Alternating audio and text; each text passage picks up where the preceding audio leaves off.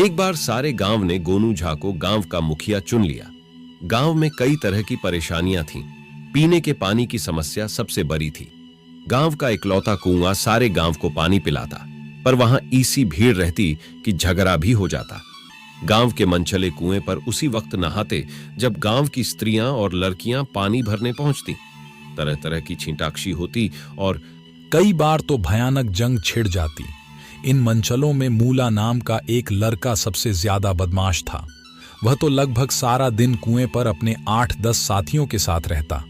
भांग और गांजे में मस्त मूला की टीम ने गांव की लड़कियों और औरतों का जीना हराम कर दिया था। जब भी कोई औरत घूंघट पलट देता, कोई शिकायत या विरोध करता तो झगड़े पर उतारू हो जाते।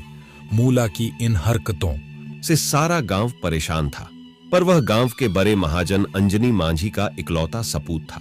अंगनी मांझी ने ब्याज पर सारे गांव को धन बांट रखा था। क्या हुआ, जवान खिलंदरा छोरा है, मजाक भर तो करता है, किसी से कुछ छुरा तो नहीं लेता, खबरदार जो किसी ने कुछ कहा। पर मूला की मां को अपने बेटे की करतूतें पसंद नहीं थी।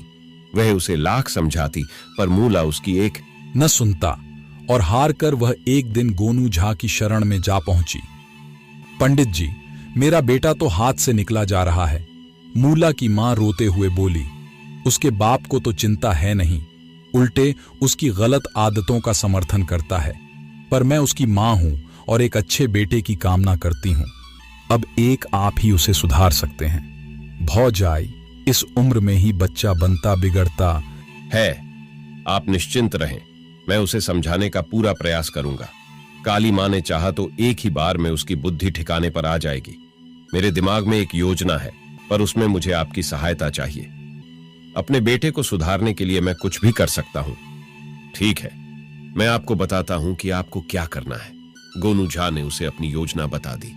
अगले दिन की बात है।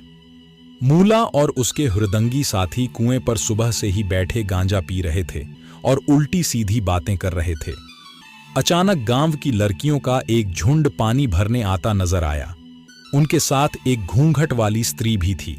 घूंघट वाली की गागर चांदी की थी और उसकी चाल बता रही थी कि वह रोज आने वालियों में से नहीं थी। मूला और उसके साथी उत्सुक हो उठे कि चांदी की गगरी लेकर आने वाली वह सुंदरी कौन थी। उन्होंने पूछताछ की, पर कोई न बता सका।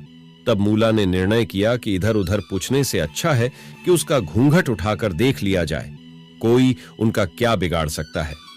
चल बे पंगा, मूला ने अपने एक साथी से कहा।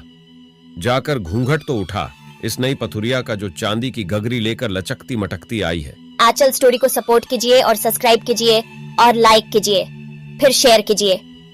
हमारे इस वीडियो को देखने के लिए बहुत बहुत धन्यवाद।